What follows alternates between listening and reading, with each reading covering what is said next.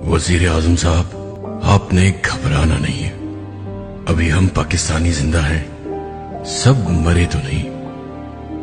आप क्यों घबराएंगे? आपके बाप दादा की जायदाद पर किसी ने कब्जा तो नहीं किया। पेट्रोल तो सरकारी मिलता है आपको, सस्ते महंगे से क्या फर्क पड़ेगा।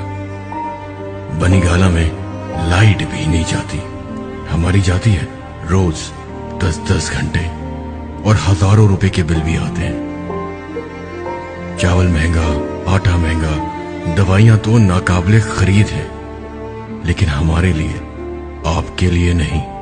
आपने नहीं घबराना। आपके घर पानी भी आता है, टैंकर नहीं डलता।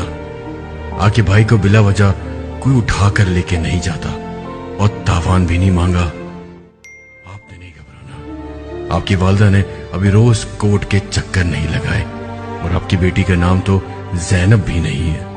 आपने नहीं घबराना। वजीर आजम साहब, आपने नहीं घबराना। आपने कौन सा घर का किराया देना है, कोई भत्ता भी नहीं लेता आपसे।